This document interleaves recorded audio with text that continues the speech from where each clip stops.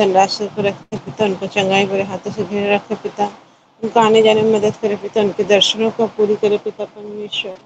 जो जरूरत आवश्यकताएं पिता अपने स्वर्गीय भंडार से पूरी करना पिता परमेश्वर खुदा। प्रार्थना विनती करना चाहते हैं पिता परमेश्वर आज के दिन के लिए पिता, आज के दिन जो भी प्रचार करते हैं पिता, आप उनके साथ हो लेना पिता परमेश्वर।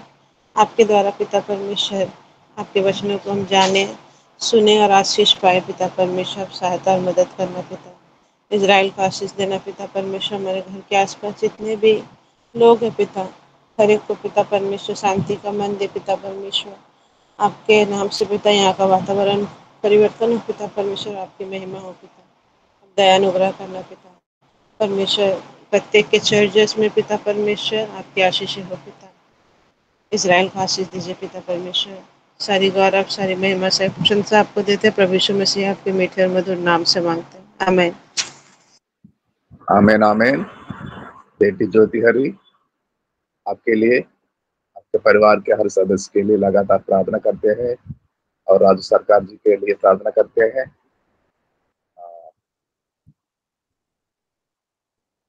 अब समय है पास्टर जयवीर चौधरी जी इस महीने का प्रतिज्ञा को पढ़ेंगे।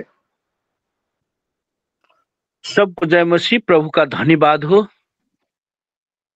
जो परमेश्वर ने मुझे दिल में, मुझे मन में, मुझे दिल दिमाग में ऐसे भी डाल देता है कि अपनी बारी को इंतजार करो और तुम परखो और इंतजार करो क्योंकि ये तुम्हारे लिए है। ऐसे समझकर मैं इंतजार करता रहता हूं।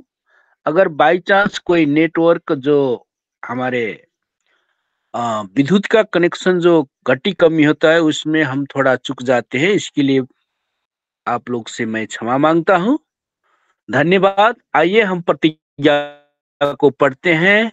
आज की सुंदर दिन, सुंदर अवसर, सुंदर समय परमेश्वर ने आज हम सबको लुकिंग जिस प्रोग्राम कि जितने भी प्रभु का दास है सबको आज परमेश्वर ने आशीष दी ताकि हम सब मिलकर परमेश्वर की चरणों में आकर परमेश्वर की जय जयकार करेंगे और परमेश्वर को जीवित वचन सुनेंगे और उस वचन को अनुसार हम लोग चलेंगे। आइए हम पढ़ते हैं दूसरा पत्रस 3 अध्याय को 12 और 13 पद पढ़ेंगे। और परमेश्वर के उस दिन को बाट किस रीति से जोहना चाहिए और उसके जल्द आने के लिए कैसा यत्न करना चाहिए, जिसके कारण आकाश आग से पिघल जाएंगे और आकाश के गण बहुत ही तप्त होकर गल जाएंगे।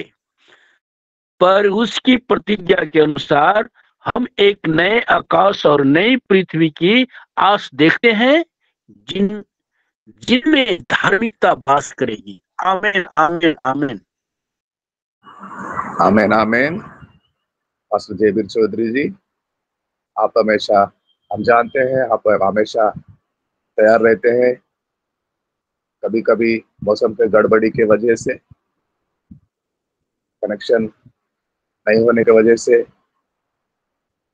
छूट जाते हैं, हमारे साथ जुड़ते नहीं, लेकिन हम हमेशा आप सतर्क रहते हैं, तैयारी में रहते हैं, अपने बारी का इंतजार करते हैं। आप कभी ये बात को नहीं कहेंगे, क्षमा नहीं मांगना चाहिए। इस बात का दीनता और नम्रता दर्शाता है। God bless you pastor Jaiveer Chaudhary ji. अब समय है आज के संदेश को सुनने जाएंगे। जगदीशपुर बिहार से कृष्णा प्रसाद जी तैयार हैं। प्रभु के महान दास, अच्छे दास, उनके मुखांतर से आत्मा जो चाहते हैं वो सुनना चाहेंगे। हम दिन और नम्र बनेंगे। आइए पास्टर जी, आपका स्वागत है। परमेश्वर के नाम की बड़ाई हो। परमेश्वर की प्रेजेंट में सभी संतों को दसनों जोड़ करके अभिवादन करते हैं और जय मसीह बोलते हैं। हमारा आज विषय है अधर्मियों का न्याय स्वर्ग से भेजा जाता है। 4-5 पॉइंट हम चुने हैं, किंतु आज हम बहुत व्यस्त थे। अभी हमको 15-20 मिनट के अंदर एक जगह जाना है और जाना एकदम जरूरी है। हम ये डिवोशन को छोड़ करके जाने वाले थे, लेकिन हम वचन में भी आया है कि पहले तुम हमारा काम करो, हमारा राज्य का खोज करो, तब तुम अपना काम करो, तब तुम सफलता पाओगे। तो वैसे ही वचन को मानने वाले हैं, सर जी बोले हैं तो सर जी का हुक्म सर माथे पर। तो आइए हम समय न गंवाते हुए परमेश्वर की वचन में चले। अधर्मियों का न्याय स्वर्ग से भेजा जाता है। सबसे पहले अधर्मी किसको बोलते हैं? जो परमेश्वर की हर आज्ञा को नहीं मानता, अपनी उदंडता में जो अपना मन में आता है वही सोचता है, वही करता है और चाहता भी है कि हमारा ही कहा हुआ हो, हम जो मान गए हैं यही हो। हम वचन में भी चलेंगे। एक वचन को ले रहे हैं, मत्ती के किताब 10 के 10 और 12, केवल मत्ती का किताब 10 अध्याय 10 और 12 वचन को देखेंगे हम। कोई भाई बहन हमारी मदद के लिए आगे आएंगे? आमीन।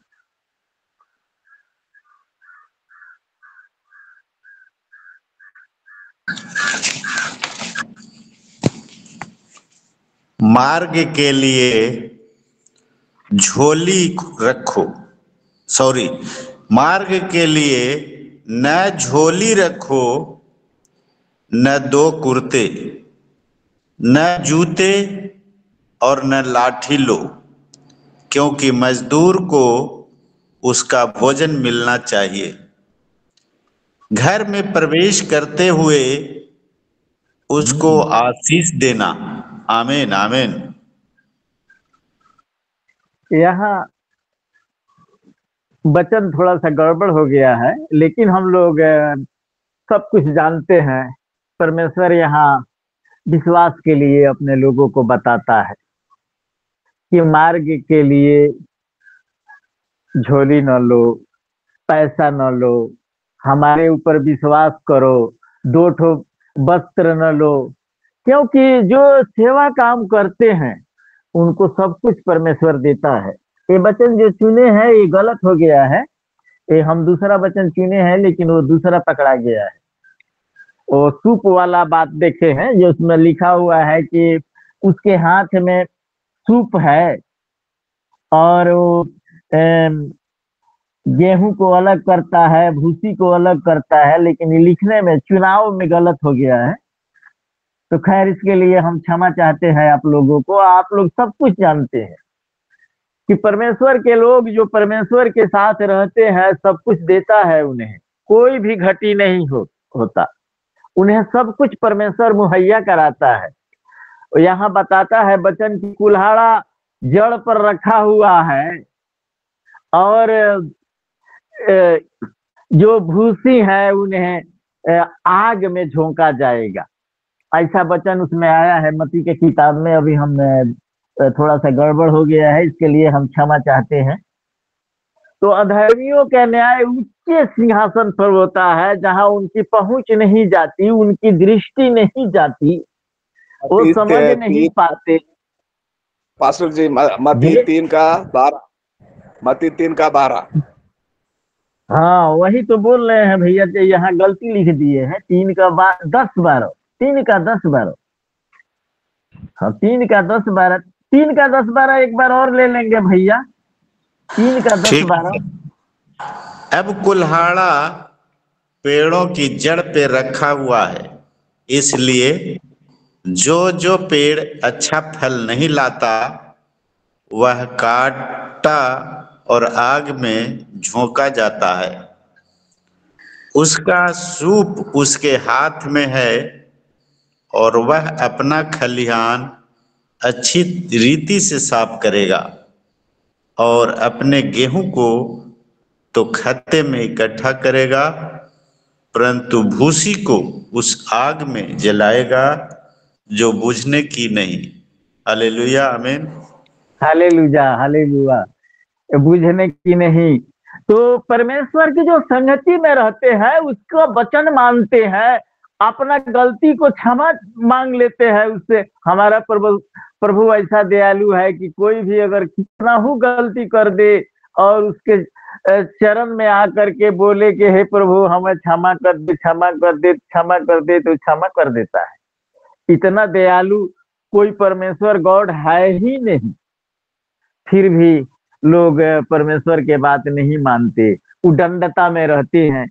इन्हीं सब पर हम लिए हैं कि और उनका न्याय ऊंचे सिंहासन पर होता है, ऊंचे से होता है, जो उनकी वहां नजर नहीं पहुंचती।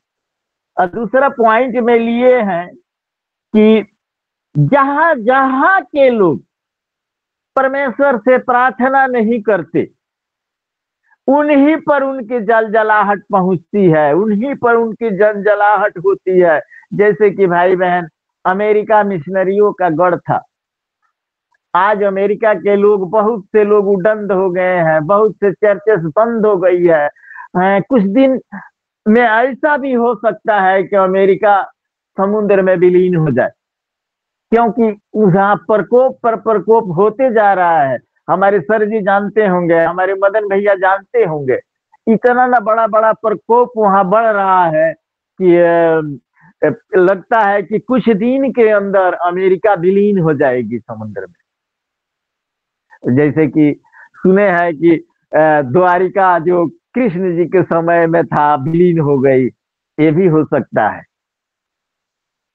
यहाँ के लोग उदंड हो गए हैं। जितनी चर्चेस थी आज गोडाउन बन गई है, दूसरा दूसरा चीज बन गया है। अमेरिका पर प्रकोप आते जा रहा है। तो जहां जहां परमेश्वर के आराधना प्रार्थना नहीं होगी वहां वहां उनके जलजलाहट पहुंचेगी। विश्वास और दीन होने पर प्रतिफल मिलेगी। परमेश्वर की चाहत और हुक्म क्या है? अपनी बुद्धि और समझ का सहारा न लो। 4-5 पॉइंट हम आज रखे हैं प्रचार के लिए। तो उनका न्याय ऊंचे पर होता है, उनकी समझ वहां नहीं पहुंचती। हम आकर के देखेंगे एक जगह उत्पत्ति 19 का 24-25 देख लेंगे भैया, थोड़ा सा हमारी मदद के लिए कोई आगे आएंगे। उत्पत्ति 19 का 24 और 25।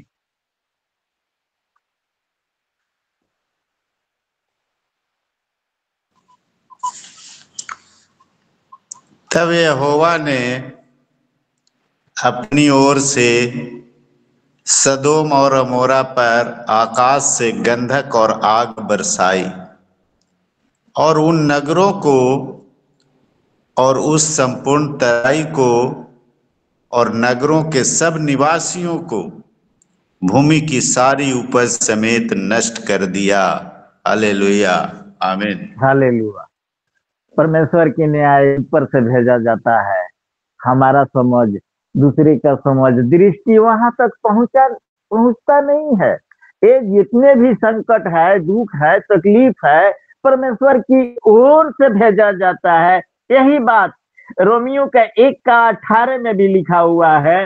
यही बात विलाप गीत के 3 का 37 से 39 तक में भी लिखा हुआ है। ये सब बातें साफ फेस कर करके लिखा गया है, यहाँ बताया गया है। हम चाहते हैं कि रोमियो को छोड़ करके एक ठो ले लेंगे, विलाप गीत 3 37 से 39। इसमें साफ साफ सब कुछ लिख दिया गया है कि सारी प्रकोप जो है अधर्मियों पर स्वर्ग से ही भेजा जाता है। भैया मदद के लिए हम बोलते हैं 964 नंबर पेज, पुराना नियम 964 नंबर पेज, विलाप गीत 3 अध्याय 37 से 39। सारी बातें उसमें फ्रेश करके आ गई है। आएंगे कोई भाई बहन?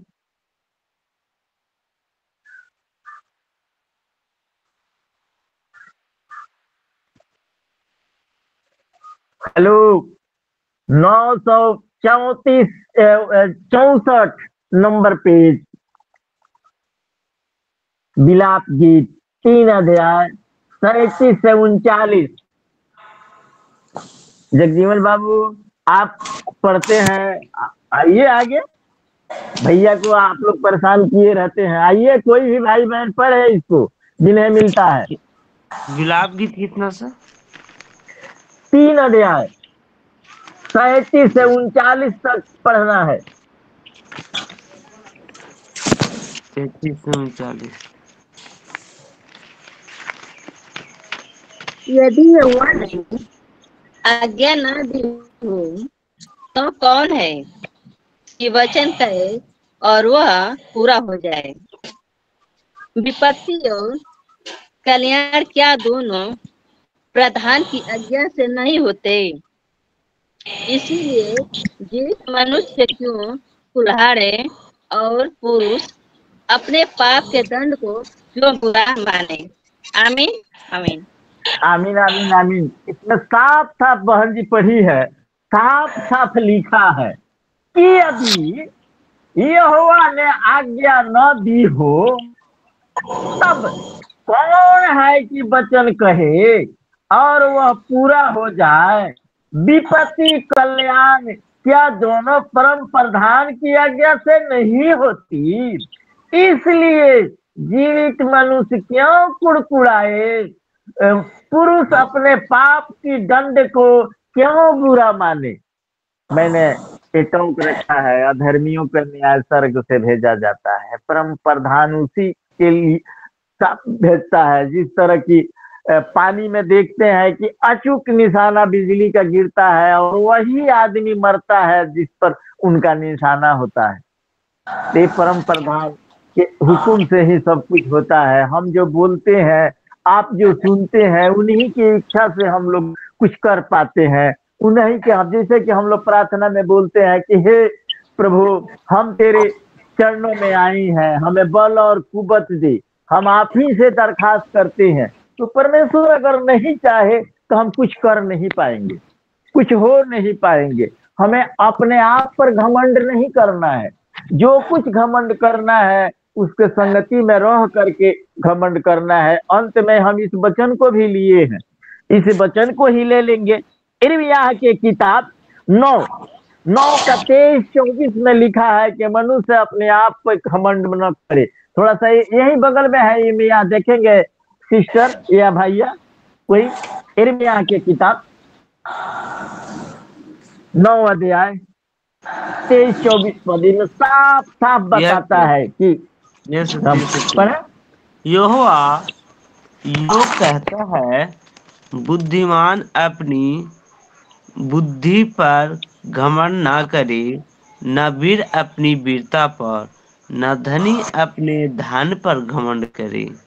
परंतु जो घमंड करे वह इस बात पर घमंड करे कि वह मुझे जानता और समझता है कि मैं ही वह यहोवा हूँ जो पृथ्वी पर करना, न्याय और धर्म के काम करता है, क्योंकि मैं इन्हीं बातों से प्रसन्न रहता हूँ। आमीन आमीन आमीन। परमेश्वर के नाम की बड़ाई हो। परमेश्वर के संगति में रह करके हम कुछ कर सकते हैं। हम अरे गहरे नहीं हैं, हम बहुत प्रभावशाली व्यक्ति हैं। परमेश्वर के संगति में रहने वाले लोगों को इस संसार के लोगों से हम चिन्हित किए गए हैं, अलग किए गए हैं। इसमें कई बातें दी गई है, इसमें कोमा करके पढ़ेंगे तो कई बातें दी गई है इसमें। तो हम साधारण आदमी नहीं है, परमेश्वर के लिए अलग किए गए लोग हैं, संसार के लोगों से जुदा किए गए हैं, उनके लिए फल लाने के लिए किए गए हैं। हम अपने आप पर घमंड न करें। हमको माँ के पेट से परमेश्वर ने अपने योजना के लिए, अपने मिशन के लिए अलग किया है। क्योंकि वचन में कई जगह आया है कि पेड़ के साथ जो रहेगा डालियां वो फलेगी फूलेगी। तो हम प्रभु के संगति में रह करके ही कुछ कर पाएंगे। हम अपने आप पर घमंड न करें। हम घमंड करें तो उस सामर्थी प्रभु पर घमंड करें कि प्रभु की संगति में हमको सब कुछ मिलेगा, सब कुछ होगा। अब जैसे कि अभी बताए हैं कि अमेरिका मिशनरियों का गढ़ था, आज अमेरिका मिशनरी को प्रभु को छोड़ दिया है, चर्चेस बंद हो गई है। आज उस पर विपत्ति पर विपत्ति, विपत्ति पर विपत्ति, संकट पर संकट आते जा रहा है। अभी मैंने बताया कि हो सकता है कि एक दिन ये समुद्र में विलीन हो जाए, तो हो भी सकता है ऐसी। भैया बहन, प्रभु को छोड़ करके आप कुछ नहीं कर पाएंगे। जहां जहां प्रभु के लोग हैं वहां अमन चैन शांति है। हो सकता है कि हमारे यहाँ अभी अभी बाढ़ आया था, चारों ओर बाढ़ आया था, हमारे घर के करीब दूर पर ही रह गया। आज एक ठो पेड़ हमारे घर पर गिरी है, एक ठो पेड़ हमारे घर पर गिरी है, कोई हमारा क्षति नहीं है, थोड़ा सा एल्वेस्टर वगैरह फूटा है, तो बचाने वाला वही है, रक्षा करने वाला नहीं वही है। जहां जहां प्रभु के विरुद्ध लोग जाते हैं वहां वहां संकट होता है। एक वचन को और ले लेंगे कि जहां जहां प्रभु के लोग हैं वहां अमन चैन शांति है। जहां जहां के देश के लोग प्रभु से प्रार्थना करते हैं उनके यहाँ भी अमन चैन शांति है। आइए हम एक वचन को देखेंगे, भजन संहिता 79 6 पद, 79 भजन संहिता 79 के 6 पद।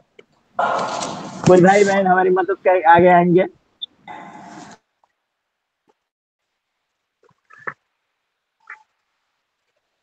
हम हेल्प के लिए बोलते हैं। 713 नंबर पेज, भजन संहिता। जो जातियां तुझको नहीं जानती और जिन राज्यों के लोग तुझसे प्रार्थना नहीं करते उन्हीं पर अपनी सब जलजलाहट भड़का। Hallelujah, hallelujah.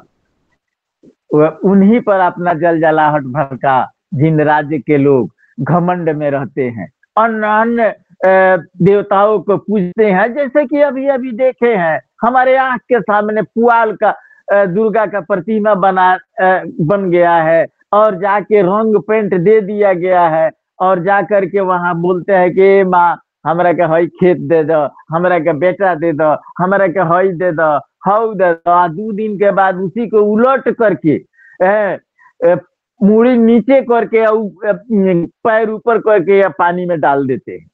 आइए इसी में हम भजन संहिता में एक वार्ड और देखेंगे। दूसरा अध्याय, भजन संहिता दूसरा अध्याय 10 से 12, भजन संहिता 2 10 से 12, इसमें साफ साफ लिख दिया है। इसलिए अब हे राजाओं बुद्धिमान बनो, हे न्यायी के न्यायियों यह उपदेश ग्रहण करो। डरते हुए यहोवा को की उपासना करो और कांपते हुए मगन हो। पुत्र को चूमो, ऐसा न हो कि वह क्रोध करे और तुम मार्ग ही में नष्ट हो जाओ, क्योंकि क्षण भर में उसका क्रोध भड़कने को है। धन्य है वे जिनका भरोसा उस पर है। हालेलुया, आमीन। कितना बुलंद आवाज में इस मंडली के अंदर जितने भी लोग हैं सबसे हमारे भैया का आवाज जो है इतना बुलंद है कि परमेश्वर इन्हें आशीष दे, घराने सहित आशीष दे। यहाँ चेतावनी दी गई है कि परमेश्वर के हुक्म मानो। है राज्य राज्य के लोगों, परमेश्वर से डरो, पुत्र को चूमो, पुत्र के नजदीक आओ, प्रभु के नजदीक आओ, उनकी आराधना प्रार्थना करो, नहीं तो तेरे ऊपर भी जलजलाहट आएगी, तेरे ऊपर भी परमेश्वर का कोप आएगी। यहाँ वचन साफ साफ बताता है। आइए, हम परमेश्वर के बेटा बेटी हैं, किंतु बेटे बेटी के ऊपर क्यों जलजलाहट आती है, क्यों मुसीबत आती है? इस वचन के तरफ हम चलेंगे। हम परमेश्वर की बेटे बेटी हैं, परमेश्वर रक्षा की जिम्मेवारी लिया है हमारा, लेकिन क्यों छोड़ देता है हमें संकट में? क्यों हम मर जाते हैं? क्यों मर जाते हैं? हमारे ऊपर बीमारियां आती है, अकाल मृत्यु आता है, क्यों? आइए कोई भाई बहन हमारी मदद के लिए आगे आएंगे। भजन संहिता 104 के 29, भजन संहिता 104 का 29 पद, केवल 29 देखेंगे। 104 के 29 पद।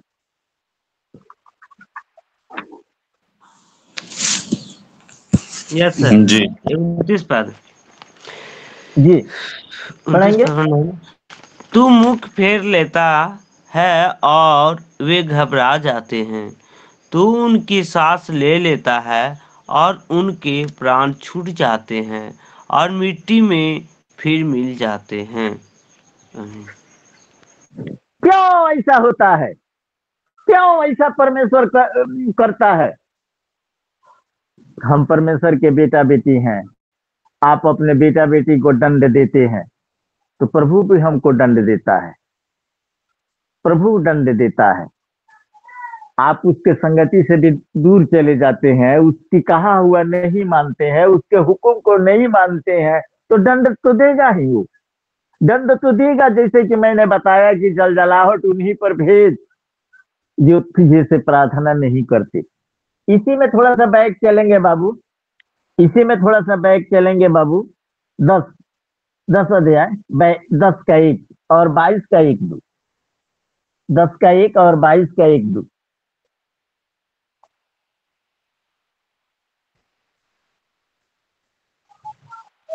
भजन संहिता में 10 10 का 1 और 22 का 1-2 पढ़ेंगे। Yes sir. हे यहोवा, तू क्यों दूर खड़ा रहता है? संकट के समय में क्यों छिपा रहता है? 22 का 1 में सर। आमीन। 22 का 1-2। हे मेरे परमेश्वर, हे मेरे परमेश्वर, तूने मुझे क्यों छोड़ दिया है? तू मेरी पुकार से और मेरी सहायता करने से क्यों दूर रहता है? मेरा उद्धार कहाँ है? हे मेरे परमेश्वर, मैं दिन को पुकारता हूँ परंतु तू उत्तर नहीं देता, और रात को भी मैं चुप नहीं रहता। हालेलुया। हालेलुया। इसका उत्तर साफ साफ उत्तर दिया है अय्यूब 34 का 10 से 11।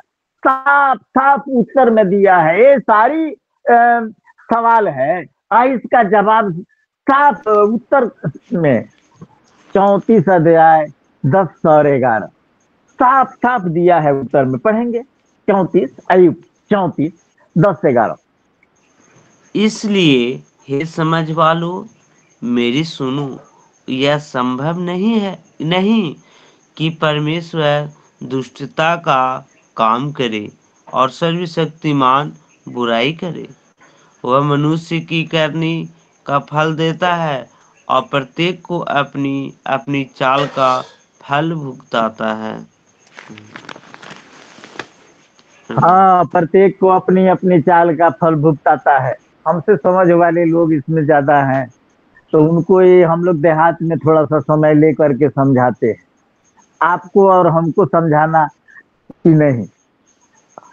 लेकिन परमेश्वर की चाहत क्या है?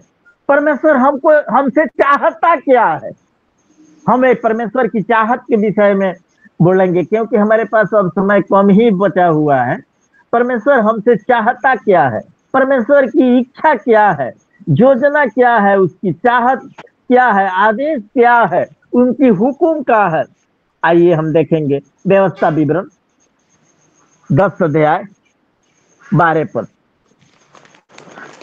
प्रकाशित वाक्य 14 अध्याय 6 और 7। बस ये 2 ही वचन को लेंगे हम।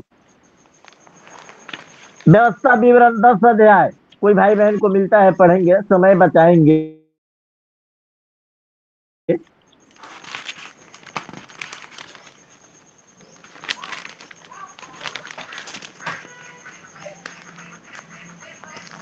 आइए 10 अध्याय का 12 पद। 10 अध्याय का 12 पद।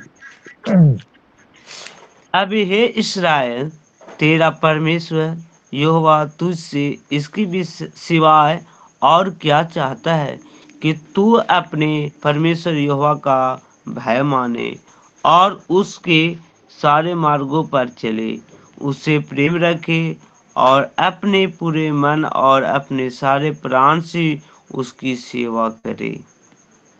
और यहोवा की जो जो आज्ञा और विधि मैं आज तुझे सुनाता हूँ उनको ग्रहण करे जिससे तेरा भला हो। सुन, स्वर्ग और सबसे ऊंचा स्वर्ग भी है और पृथ्वी और उसमें जो कुछ है वह सब तेरे परमेश्वर यहोवा ही का है। प्रकाशित वाक्य। सब कुछ, सबसे बड़ी आज्ञा परमेश्वर की मानना है, हुक्म मानना है, जो बातें लिखी हुई है मानना है। यहाँ यही परमेश्वर की चाहत है और इसी को फ्रेश और करके बता दिया है प्रकाशित वाक्य में।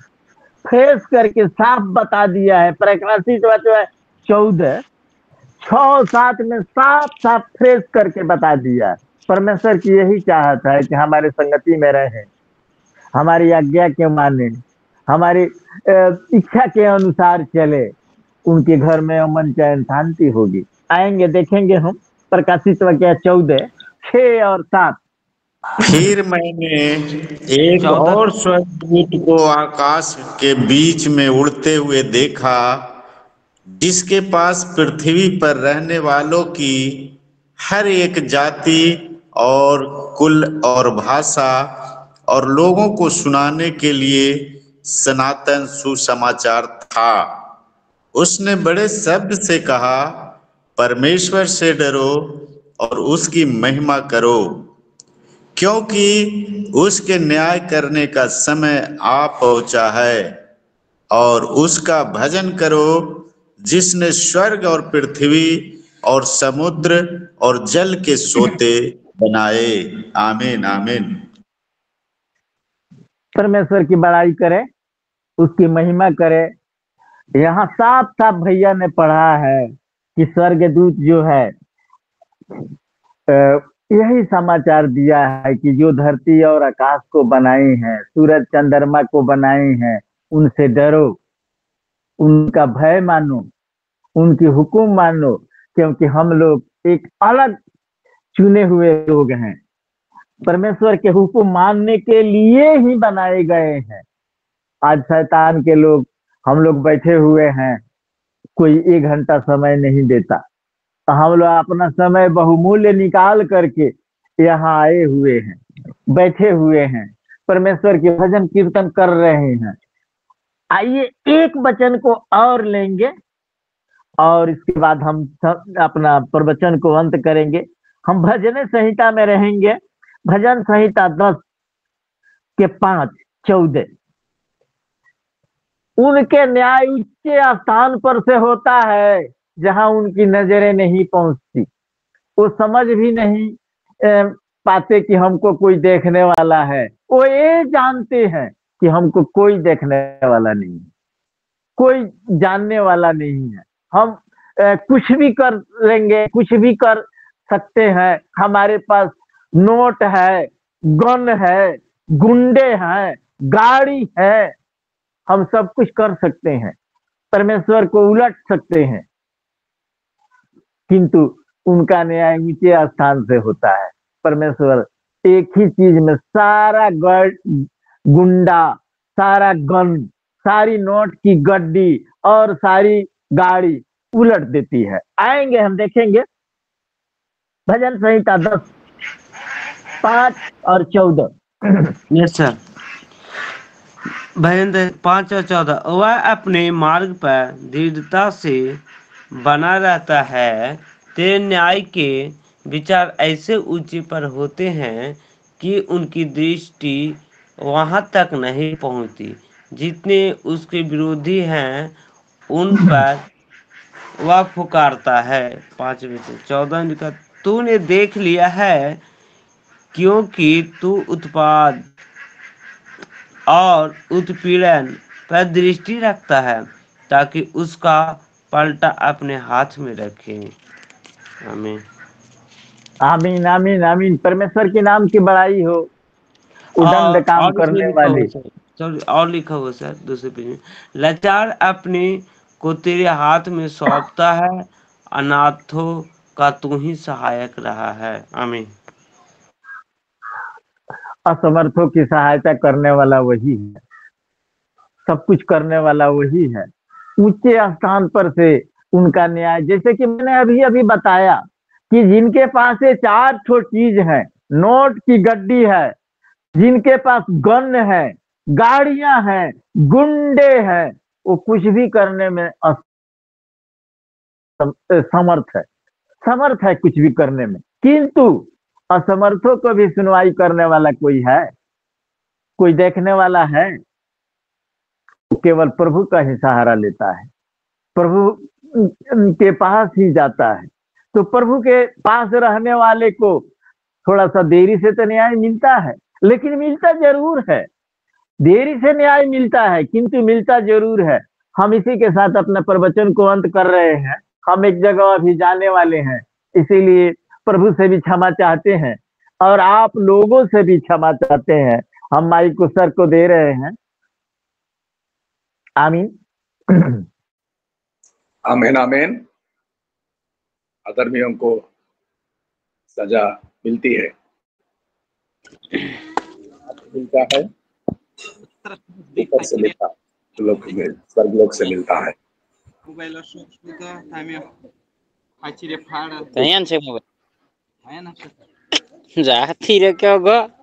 सुरेश जी आप म्यूट में हो जाइए। सुरेश जी बोले सर। म्यूट में होइए, म्यूट में, आप म्यूट में होइए। सर जी अभी कुछ बोल रहे हैं, आप जो है आवाज दे रहे हैं। ठीक है ठीक है। अधर्मियों का सजा स्वर्गलोक से मिलता है। हम यीशु के पीछे होने वाले, धार्मिकता धारण करने वाले, अधर्म के काम को, बुराई काम को छोड़ने वाले पवित्र लोग हैं। यहोवा का, परमेश्वर का, प्रधान परमेश्वर का भय मानने वाले हैं। हम धर्मी हैं, हमें न्याय मिलता है। सुंदर सा संदेश पास्टर विश्वनाथ प्रसाद जी के द्वारा प्रचार किया गया है। आइए 1 मिनट सर झुकाएं, प्रार्थना करें। में से कोई भाई बहन सामने आए। मदन कुमार जी। जी सर, धन्यवाद करते हैं प्रभु, तेरे चरणों में दीन और नम्र बन के चले आते हैं। तू महान है, सर्वशक्तिमान है, सर्वव्यापी है, सर्वज्ञानी है, अंतर्यामी परमेश्वर है।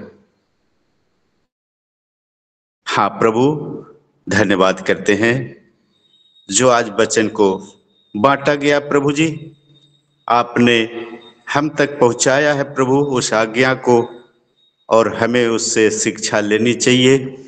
धन्यवाद करते हैं परमेश्वर, जो ऐसे महान पवित्र वचन को आपने हमारे समक्ष लाया पिता। धन्यवाद देते हैं। हमें हर वक्त परमेश्वर की आज्ञा माननी चाहिए और उसी आज्ञा के अनुसार हर एक काम को करना चाहिए, तभी हम प्रभु की महिमा करने पाएंगे और हमें आशीष मिलेगी। हमें उस परमेश्वर से डरने की आवश्यकता है और हमें उस भूसी के समान नहीं बनना चाहिए जो कि हवा में उड़ा दिया जाता है, सूप से उड़ा दिया जाता है। हमें अपने आप में वो क्षमता होनी चाहिए, वो सामर्थ होना चाहिए जिससे कि हम उस भूसी के समान न उड़ पाए। धन्यवाद पिता, जो आपने हमारे सर जी विश्वनाथ प्रसाद जी के दिलो दिमाग में ये वचन को डाला प्रभु, जो हमारे पास पहुंचा है पिता। आपको धन्यवाद करते हैं पिता परमेश्वर। हमें हर एक बातों पे किसी भी चीज की घमंड नहीं करना चाहिए, चाहे आपका पूरा भंडार घर से भरा हुआ क्यों न हो, फिर भी आपको दीन और नम्र बन के रहना चाहिए। तभी प्रभु आपके घरों को, आपके विचारों को, आपके मनों को हमेशा भर के रखेंगे। धन्यवाद करते हैं प्रभु इन वचनों के द्वारा। प्रभु जी, हम सभी लोग जितने भी भाई बहन यहाँ पे जुड़े हैं प्रभु, सबको अच्छी शिक्षा से आशीषित किया है पिता। धन्यवाद करते हैं। तेरी महिमा हो स्वर्ग में और तेरी महिमा हो पृथ्वी पे। धन्यवाद करते हैं प्रभु जो आप हमारे बीच में उपस्थित है प्रभु, हम सब की शुद्धि ले रहे पिता परमेश्वर, इसके लिए आपको धन्यवाद करते हैं। सारा आदर, महिमा, इज्जत, गौरव, जलाल यीशु नासरी आपको देते हैं और मधुर मीठे नाम से आशीष मांगते हैं। सुन और कबूल कर पिताजी, आमीन। आमीन आमीन। अब समय है। थैंक यू मदन कुमार जी प्रार्थना करने के लिए। प्रभु करे आपके परिवार सदा सुख रहे।